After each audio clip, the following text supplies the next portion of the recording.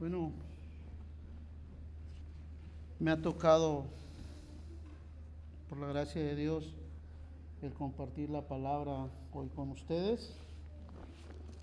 Eh, Creo que había escuchado que hoy terminamos todo lo que hemos venido predicando en el libro de los Hechos. Qué privilegio, ¿no? Qué gozo. Bueno, mis amados hermanos, el pasaje que hoy leeremos se encuentra en el capítulo 2 del libro de los Hechos, para que vayan buscándolo, del versículo 42 al 47. Lucas nos narra ese maravilloso día en que la promesa de Dios hecha a sus discípulos se cumple. El derramamiento del Espíritu Santo en el día de Pentecostés y todo lo que ocasionó la venida del Espíritu Santo sobre aquellos que estaban reunidos allí. En los versículos anteriores, o el contexto de este pasaje que leeremos, vemos cómo el Espíritu Santo provocó señales, maravillas, las personas hablaban en otras lenguas, hubo milagros, pero también hubo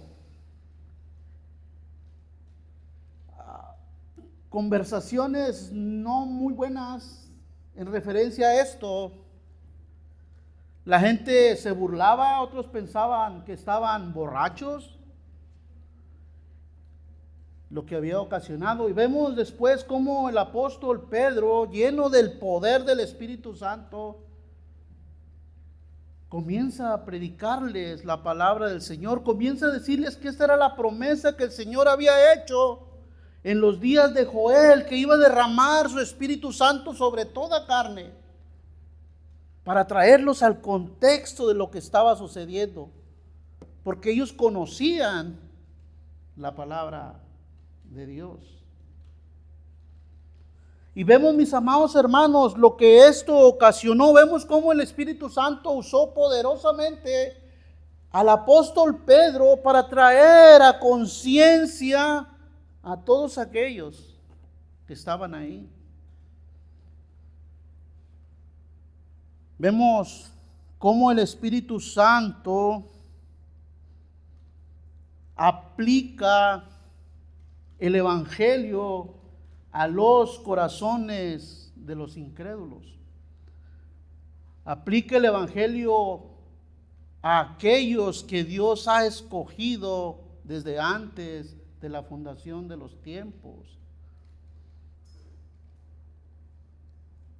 No hay otra forma, mis amados hermanos.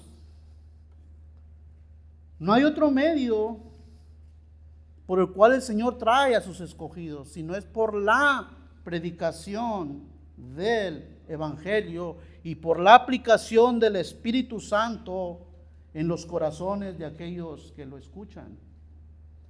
Dios es el que nos trae a Él. Dios es el que hace la obra. Es el Espíritu Santo el que le aplica la redención en nuestros corazones.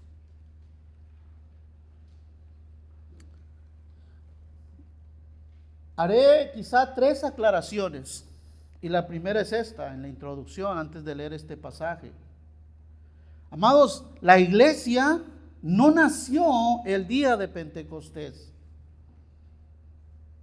Como muchos buenos e intencionados hermanos carismáticos, pentecostales, de donde yo salí, Se les hace creer que la iglesia nació ese día en Pentecostés. No, mis amados hermanos, la iglesia la componen tanto los antiguos hermanos en el Antiguo Testamento como en el Nuevo Testamento y como en toda la historia de la redención hasta el día de hoy, hasta el día que el Señor venga por su iglesia.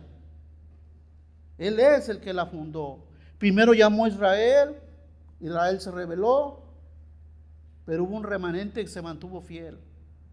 Después vemos a los apóstoles y después vemos lo que ocasionó la venida del Espíritu Santo de Dios.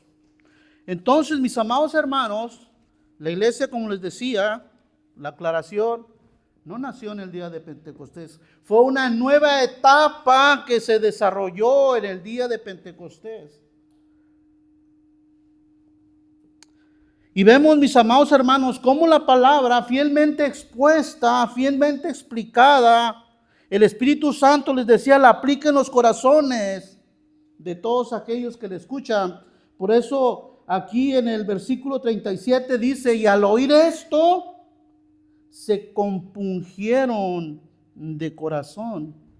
El Espíritu Santo, mis amados hermanos, usando la palabra de Dios que es como espada, derrumba todo impedimento, traspasa todo y llega al corazón de la persona y lo cambia, produciendo arrepentimiento en la persona, trayéndolo a Cristo y a la comunión con su iglesia. No es casualidad que ustedes y yo estemos hoy aquí. Es el Señor Jesucristo que nos ha traído por el poder de su Espíritu Santo que ha aplicado la palabra en nosotros. Entonces vemos en el versículo 41 cuántas personas el Espíritu Santo hizo recapacitar, hizo ver la realidad de lo que estaba pasando con sus almas. Dice ahí que fueron 3,000 personas. 3,120 en ese día que Pedro predicó la palabra de Dios. Pero ¿qué sucedió después? ¿Qué pasó en sus vidas?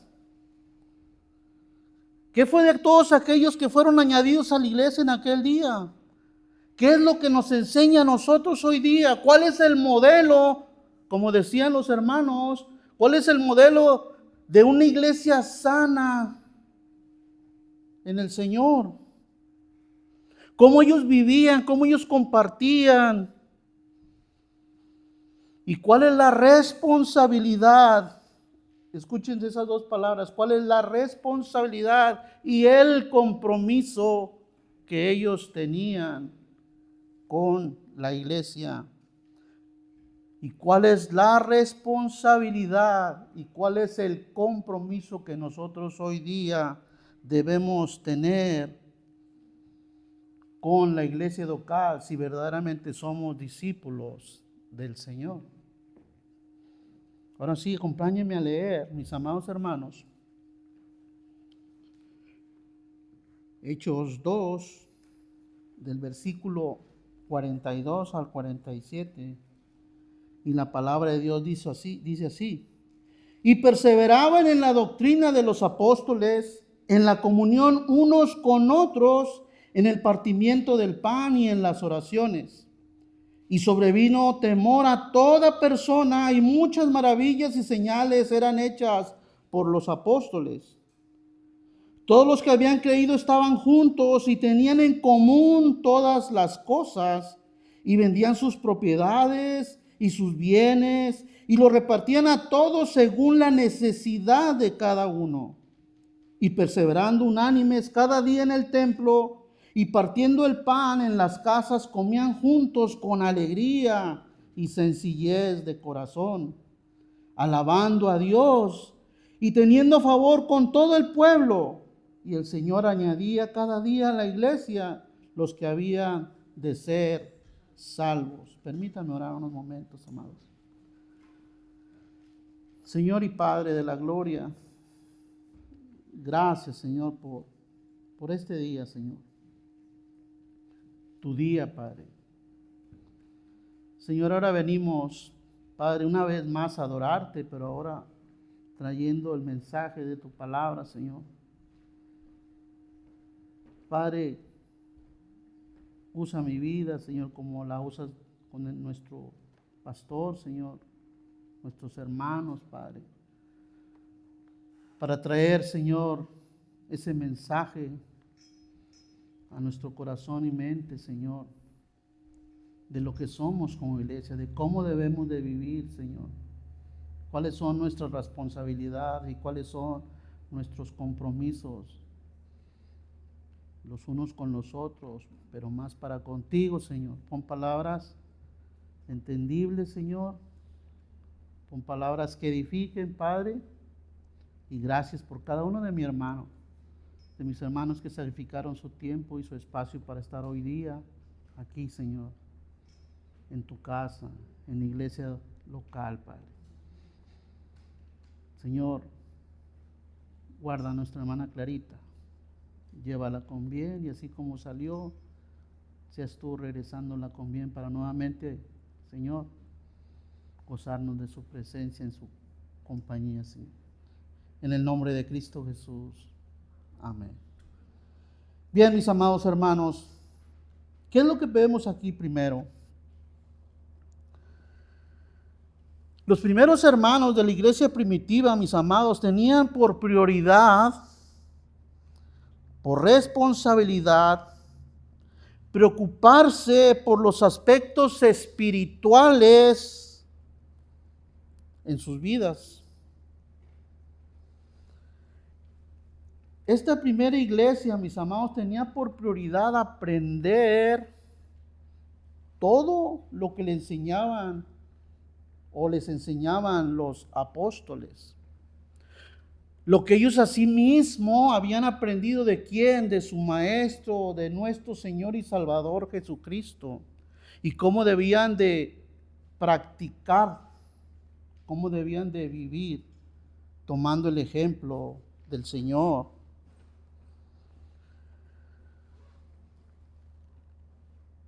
Mis amados, ellos eran responsables de su salud espiritual.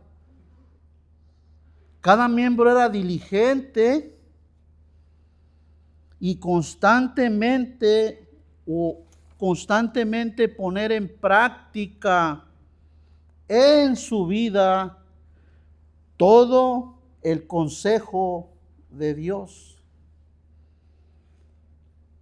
Ellos, mis amados, anhelaban conocer, crecer en el conocimiento de aquel que los había salvado. Ellos no se perdían ninguna enseñanza de los apóstoles, eran fieles y eran responsables en su asistencia al templo.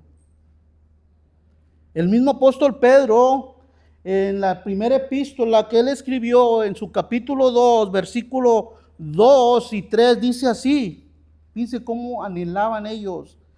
Dice: desead como niños recién nacidos la leche espiritual no adulterada, para que por ella crezcáis para salvación.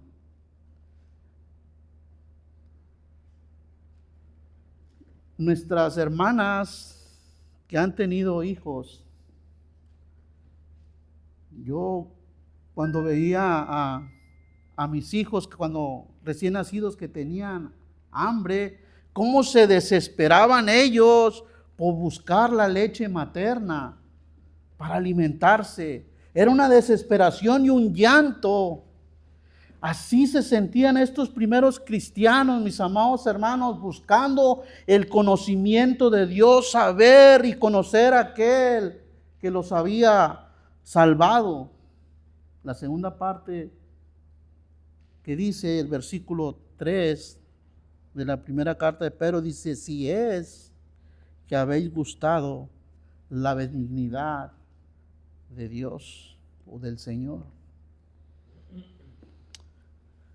Mis amados, si alguno de nosotros no tiene interés de aprender y crecer en conocer a Cristo, en conocer su evangelio, en conocer cómo obra el Padre, cómo hace su obra en nosotros, mis amados hermanos, debemos de preguntarnos seriamente si somos verdaderos hijos o discípulos del Señor. Y si no, hoy es el día para poner manos a la obra. Cada uno de los creyentes en la iglesia de Jerusalén, mis amados hermanos, mostraban la autenticidad de su fe. ¿Cómo? Perseverando. Y quisiera tomar prestadas las palabras de la semana pasada que el pastor nos dijo.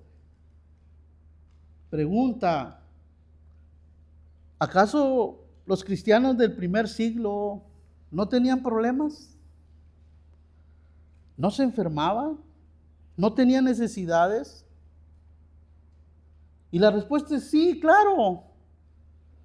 También ellos tenían los mismos problemas que nosotros tenemos hoy día. Sí, ellos sufrían, ellos eran perseguidos, ellos eran odiados. Pero ¿saben una cosa? Permanecieron firmes, fieles al Señor.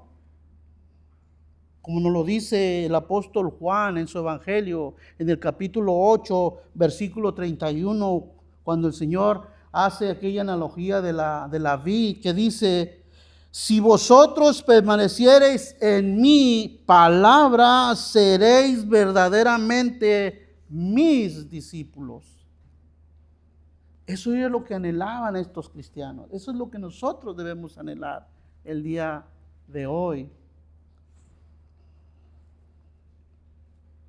Los miembros de esta iglesia en Jerusalén, mis amados, se tomaban muy en serio las doctrinas que enseñaban los apóstoles, sobre todo su condición espiritual. Tomaban muy en serio el pecado, tomaban muy en serio la santidad. Era una iglesia, como nosotros llamamos hoy, teológicamente bíblica. Tomé prestado una parte del comentario del pastor John MacArthur que dice así: la Biblia es el alimento para el crecimiento y el potencial del creyente. No hay otro, no hay otro medio. La iglesia de hoy hace caso omiso a la exposición y a la aplicación de las Escrituras a su propio riesgo, como sugiere la advertencia que el Señor hace por medio del profeta Oseas, allá en Oseas 4:6. Cuando dice: mi pueblo fue destruido porque le faltó conocimiento. Y luego el pastor MacArthur añade y dice: la iglesia no puede actuar en base a la verdad que no se le ha enseñado. Y voy a hacer un énfasis que después voy a ampliar al final. Aquí, en este lugar, no se hace eso. Entonces dice, la iglesia no puede actuar en base a la verdad que no se les ha enseñado. Los creyentes no pueden funcionar basados en principios que no han aprendido. Los más nobles siguen siendo aquellos que escudriñan diariamente las Escrituras. Estos son los portadores de la doctrina de los apóstoles. Ahí hice un énfasis mío. Bueno, hemos ya señalado que los primeros cristianos eran perseverantes en su vida espiritual, eran responsables en aprender y conocer al Señor, escuchando lo que les decían los apóstoles, eran diligentes en aprender las doctrinas básicas del Evangelio, se cuidaban ellos en sus vidas, practicaban todo aquello para ser ejemplo a los demás. Querían ser como Cristo, anhelaban ser como Cristo, anhelaban también ser y ver el ejemplo o ser ejemplo como también eran los apóstoles. Después se nos dice en este versículo 42, y tenían comunión unos con otros. Hermanos, en la iglesia primitiva anhelaban compartir juntos, estar buscando el bienestar los unos con los otros, como ya se nos ha dicho repetidamente hoy. Ellos anhelaban el compañerismo constantemente, se estimulaban, se exhortaban, mis amados hermanos, a vivir en santidad, a ser fieles al cuerpo local de su iglesia. Realmente ellos se amaban y procuraban demostrárselo a cada instante. Con esto, mis amados, demostraban que verdaderamente Dios había obrado en sus vidas. Ellos, mis amados, se mantenían juntos, unidos, y así cobraban ánimo. ¿Para qué? Para compartir el Evangelio con aquellos que los veían afuera y con aquellos que iban empezando también a conocer a su Señor.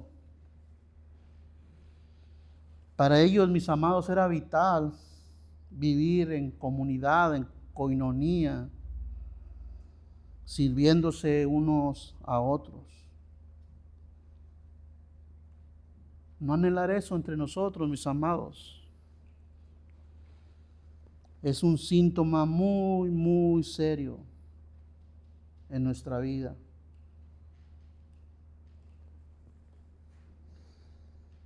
Ellos se reunían con gozo en la iglesia, y aquí dice todos los días.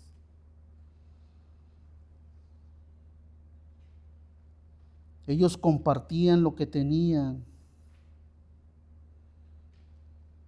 Y eso lo amplía aquí en los versículos 44 al 46, pero también en la lectura que nuestro amado hermano Eric dijo o leyó.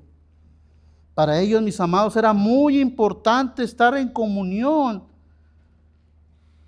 Y así con esto demostraban que estaban separados para Dios, para servirse los unos a los otros. Para ellos no les importaba lo que estaba sucediendo en el mundo, aun que todo el mundo estuviera en contra de ellos. Porque tenían ahora el poder del Espíritu Santo que los hacía ser valientes, si puedo usar esa palabra, para resistir. Miren, mis amados, en la carta a los Hebreos, si me acompañan allá, en el capítulo 10, versículos 24 y 25, dice así: y considerémonos unos a otros para estimularnos al amor y a las buenas obras, no dejando de congregarnos como algunos tienen por costumbre, sino exhortándonos, y tanto más cuando veáis que aquel día se acerca. Miren, en la iglesia del primero y del segundo siglo, cuando una persona se ausentaba sin ninguna causa, escuchen muy bien, sin ninguna causa, ya sea por alguna emergencia, ya sea por alguna enfermedad, cuando aquellas gentes que se decían que eran creyentes y se ausentaban, como les decía, sin ninguna causa, no lo consideraban un genuino creyente.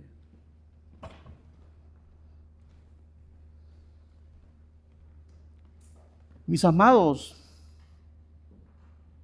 esto demostraba en aquellas personas que de pronto desaparecían y aparecían así esporádicamente, se les consideraban que tenían una fe vacilante, una fe enferma, que tenían mucha desidia en sus vidas, que eran negligentes con su situación espiritual. Demostraban que no les importaba el cuerpo local de su iglesia, que estaban muy tranquilos gozando de sus bienes materiales y quizá no necesitaban eso. Una persona, mis amados, que se dice ser creyente, pero que no anhela estar en la comunión con todos y cada uno de sus hermanos, aprendiendo el consejo de Dios, es dudosa su profesión de fe. La Biblia no contempla la vida cristiana como algo que se lleva aparte de otros creyentes, o sea, en comunidad. Dios, mis amados hermanos, no hizo a los creyentes como islas solitarias, no, sino en compartir juntos, en amor, todo aquello que el Señor hace en ellos. Y luego dice el partimiento del pan. Una de las ordenanzas, como bien nos lo señalaba el pastor cuando leía el versículo de memorización, es la celebración de la Santa Cena. Es el sentido primario que tiene aquí este versículo. Tomar la Santa Cena, mis amados hermanos, es una manera que los hermanos de esta iglesia en Jerusalén tenían para estar alertas en contra del pecado. ¿Por qué? Porque esto nos aleja del Señor. La cena del Señor nos invita a la reflexión en cómo está nuestra condición espiritual delante de Dios.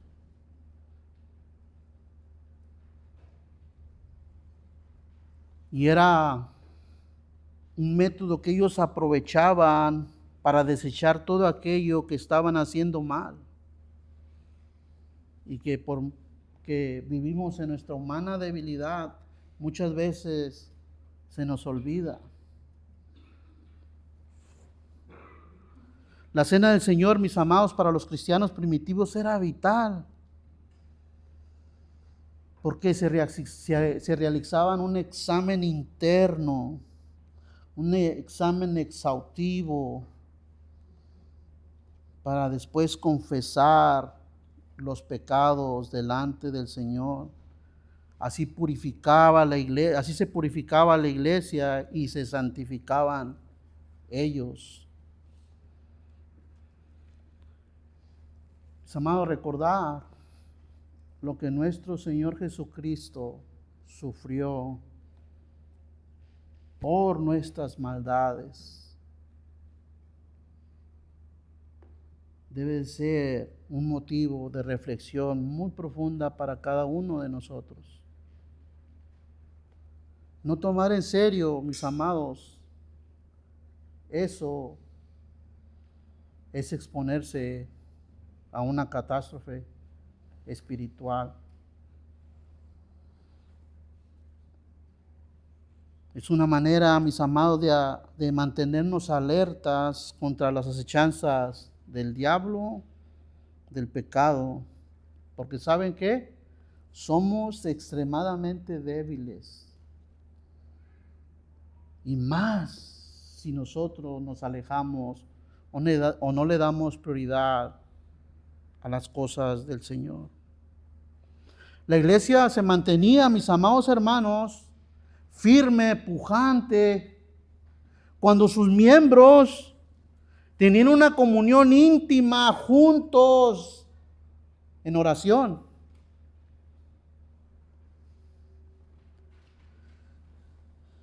Y perdónenme que voy a usar esta expresión, mis amados, pero el patito feo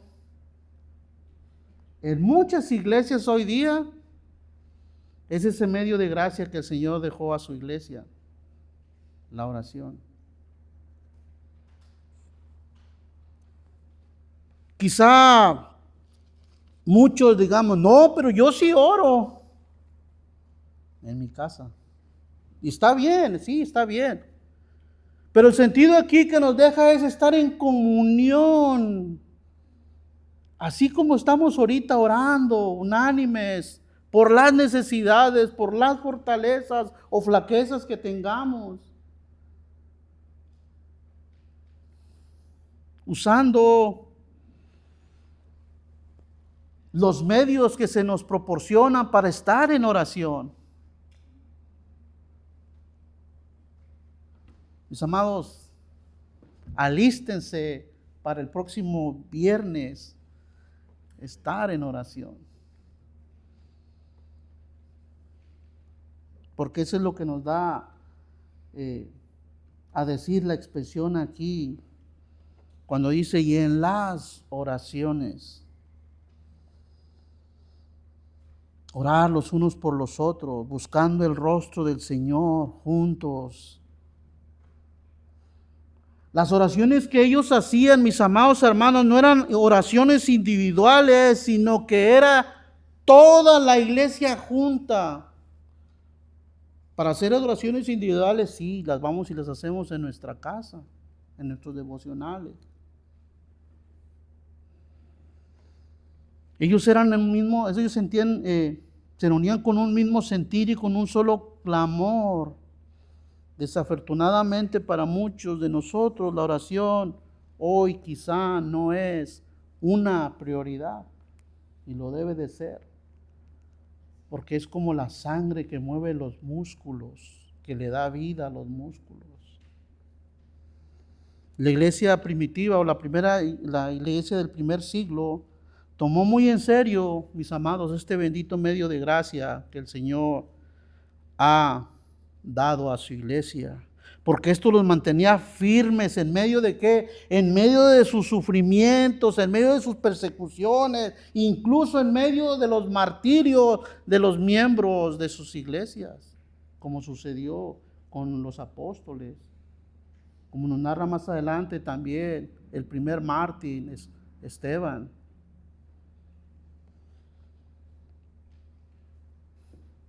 Porque su fortaleza, mis amados hermanos, estaba en el Dios de toda consolación, de todo poder. La oración en comunión con los hermanos y con Dios expresa, mis amados hermanos, una total dependencia a Él.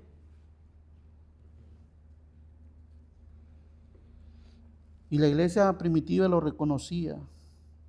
Conocía la importancia de mantenerse sanos en sus vidas espirituales, utilizando estos medios de gracia que el Señor dio a su iglesia. Para ellos era vital el escudriñar las Escrituras, en escuchar las enseñanzas de los apóstoles, en vivir en comunión los unos con los otros, celebrando la cena del Señor, la oración juntos.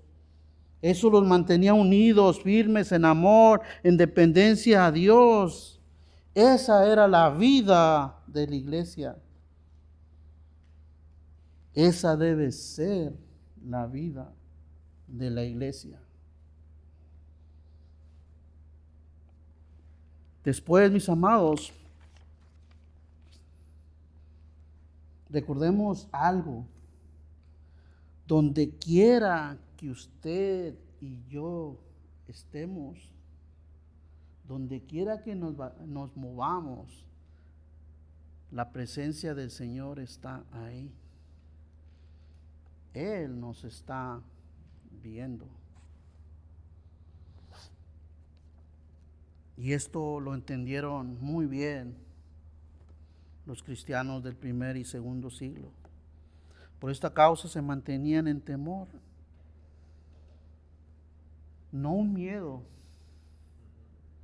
no terror, no ese miedo que paraliza, no en angustia o desesperación, sino un temor reverente ante la presencia de Dios, que ocasionaba alabanza, que ocasionaba que ellos se maravillaran por lo que el Espíritu Santo estaba haciendo por medio de los apóstoles.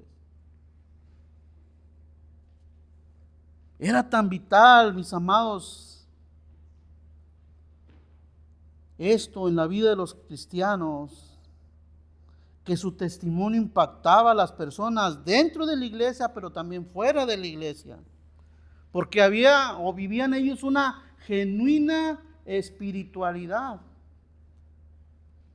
Y eso era un testimonio fehaciente de que ellos habían sido transformados, que el Dios que ellos buscaban, que el Dios que ellos adoraban, era el Dios verdadero.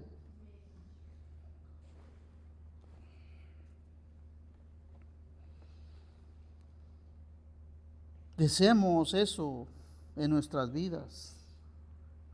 Reflejemos el carácter de Cristo en las personas allá afuera, para que ellos puedan ver, mis amados, que hay reverencia a Dios, que hay reverencia a Cristo, que hay reverencia a su Evangelio. El temor del Señor en el Antiguo Testamento se equipara a la sabiduría, al conocimiento. El temor del Señor, mis amados hermanos, prolonga nuestra vida. Hace nacer frutos de vida en el creyente. Da confianza de que todo va a estar bien. Y no malentiendan mis palabras. Si Dios en su soberana voluntad permite que algo suceda en nuestras vidas, es por algo, para enseñarnos algo. Pero con Él, mis amados hermanos, vamos a estar en paz. Este temor, mis amados, que menciona aquí, sobrevino temor a toda persona, era que una reacción más bien a las maravillas o milagros que los apóstoles hacían en beneficio de la iglesia. Y así el Señor confirmaba la autoridad que les había dado a ellos, pero también la autenticidad del mensaje del Evangelio. Pero también mostraba, ¿saben qué?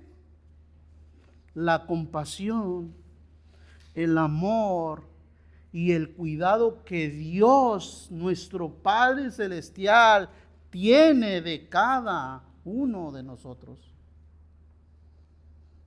de su iglesia, de su novia amada.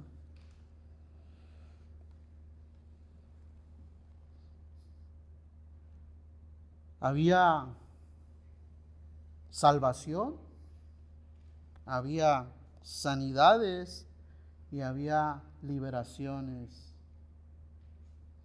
No como las que hoy, por ahí, muchos evangelistas televisivos hacen, sino eran realidades que sucedían y que siguen sucediendo, mis amados hermanos, porque Dios sigue haciendo milagros en su soberana voluntad y los hace como Él quiere y en el tiempo que Él quiere. A Dios no se le puede programar que haga algo, como muchos hoy en día lo hacen. Ahora, uno de los aspectos más notables de la comunidad cristiana primitiva era su generosidad. Ellos compartían sus posesiones, como nos dice aquí el pasaje. Por eso dice el texto que tenían todo en común. Y esta palabra no es una palabra común, como algo despectivo, por decir así. No. Sino era algo que ellos verdaderamente sentían, hacían, estaban pendientes de las necesidades de los otros. Y todo esto era voluntario. A nadie se le exigía como se hace hoy en muchos lados. No, esto era voluntario, a ellos les nacía. Con esto, mis amados hermanos, reflejaban que todo lo que tenían no era suyo, sino era gracias al favor de Dios en sus vidas.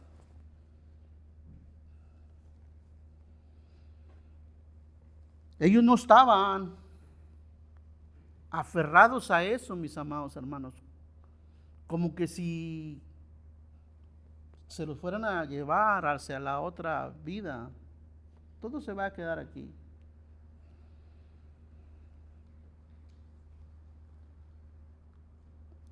Mis amados, todo esto ellos lo ponían ahí como nos lo narra aquí y como lo narraba el hermano Eric, la lectura que dio, que lo ponían a los pies de los, o sea, lo traían a la iglesia y le decían a los apóstoles, hermanos, al que tenga más necesidad, tenga. Este era también un testimonio para la sociedad que los veía, para la sociedad en la que ellos vivían ahí, que los rodeaba. Y era una expresión veraz y tangible de que ellos vivían en el reino de Dios. Otra aclaración. Esto no se trata de comunismo, sino de comunalismo. O sea, le tenían todos en común. Ellos lo hacían con amor, compartían todas sus cosas con los más necesitados. Esto enriquecía la fe de los hermanos, pero también la de ellos mismos. Mis amados, el comunismo trae pobreza a las naciones, y lo podemos ver en muchas naciones de América Latina. Porque el comunismo dice, lo tuyo es mío y de lo que me sobra te voy a dar. Te quita.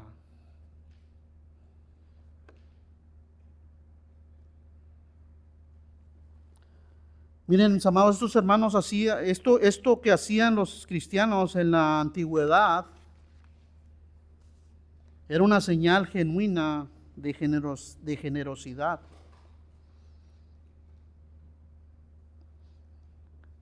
Y otra aclaración, la última. Aquí no se nos está diciendo, ni tampoco se está promoviendo que tú te deshagas de las cosas que con tanto esfuerzo en tu trabajo, que Dios te ha provisto. Dice, es que ahora tengo que quitarme de todo. No, mis amados.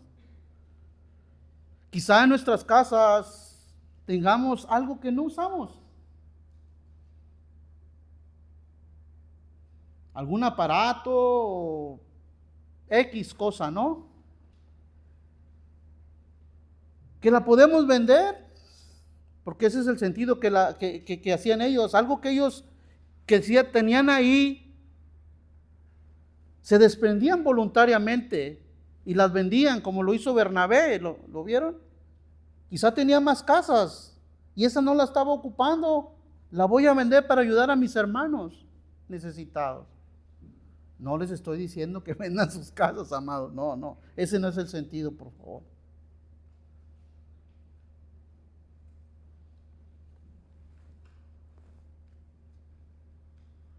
Muchas veces tenemos algo que les decía que no ocupamos. Deshagámonos de ello y démoslo voluntariamente a beneficio de quienes más necesitan, en amor. Muchos argumentan en la actualidad que no hay necesidad de seguir lo que los cristianos primitivos practicaban, pero no es así, mis amados. Este es un modelo, les decía, que toda iglesia sana debe de tener. Este es el ejemplo que nos están dando nuestros primeros hermanos que nos precedieron.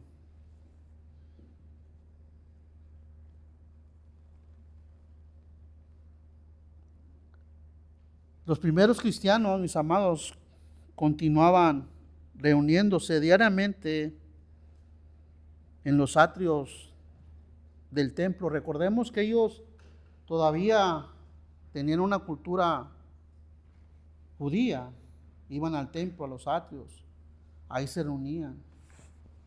Pero también se reunían en las casas. Este es el sentido que tiene el versículo 46, cuando dice que perseveraban unánimes cada día en el templo y partiendo el pan en las casas, comían juntos con alegría. Se compartían, se buscaban, comían juntos. Esto desarrollaba, mis amados, una intimidad entre ellos, entre el Señor, con el Señor.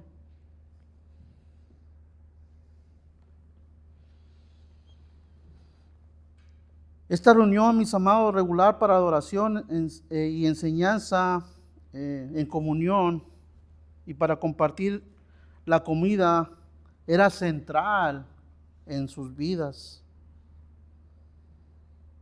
Recordemos, mis amados hermanos, que les decía, todavía ellos venían saliendo del judaísmo y por eso iban al templo, a la sinagoga. Pero después, mis amados hermanos, que vino la persecución, ellos empezaron a reunirse en las casas. La iglesia estaba en casa de los hermanos. Pablo lo decía a la iglesia que está en casa de fulano, sultano.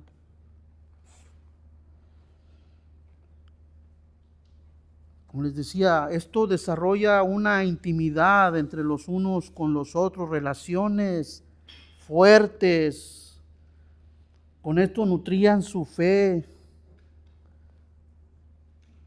Y esto también demostraba, mis amados hermanos, un profundo compromiso con vivir su fe en todos los aspectos de su vida.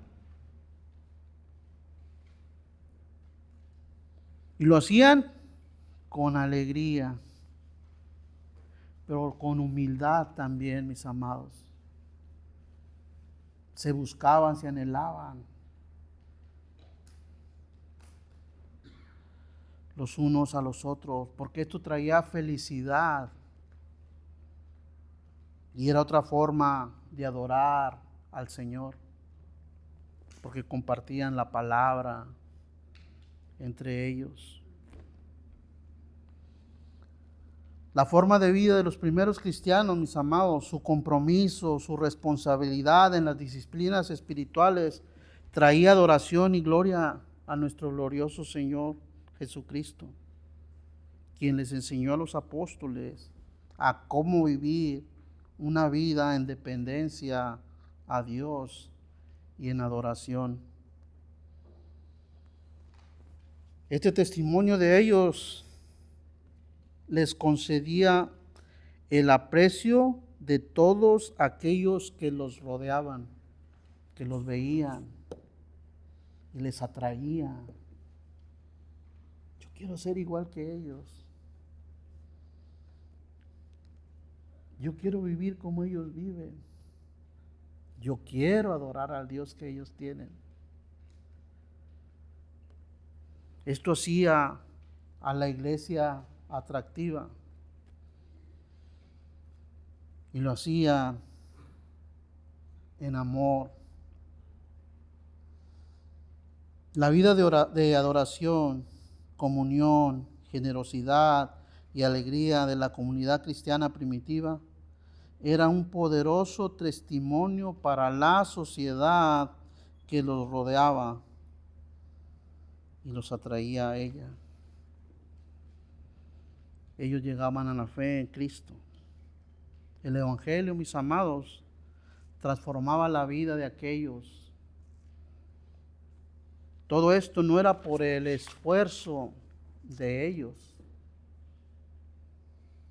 no era por el esfuerzo humano, sino que era la obra del Espíritu Santo quien moraba en ellos y les daba esa capacidad para hacerlo. El Espíritu Santo estaba activamente atrayendo a las personas a sí mismo a través del testimonio de los hermanos. Así era la vida de la iglesia primitiva. Así debe ser la vida de la iglesia hoy en día. Y voy a terminar con esto. ¿Se acuerdan que les dije que iba a hacer un énfasis en algo? Y que les dije, ¿qué les dije?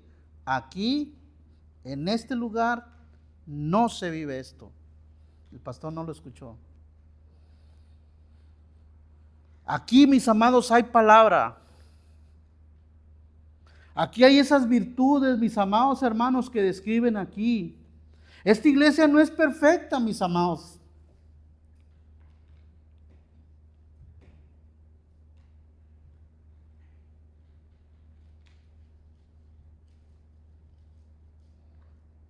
Tenemos un año y meses que por la gracia del Señor nos trajo a este lugar.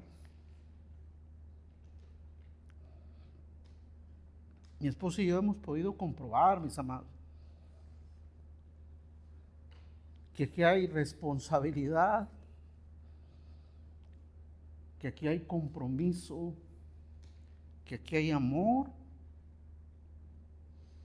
compasión. Que si se pudiera vaciar todo para ayudar a alguien, se hace. Hermanos, si usted no se ha dado cuenta de la iglesia en la cual usted está, hoy comience a hacerlo. No somos perfectos, ninguno de nosotros somos perfectos. Pero una cosa decía, una cosa sí sé, es que aquí, mis amados hermanos, sí se practican las cosas, aunque no perfectamente quizá, que nuestros hermanos hacían en la antigüedad, nuestros hermanos que nos precedieron. Así debe de ser todas las iglesias, mis amados. Así debemos anhelar nosotros hacer las cosas. Este es el día que el Señor creó para darnos cuenta de eso. Oremos.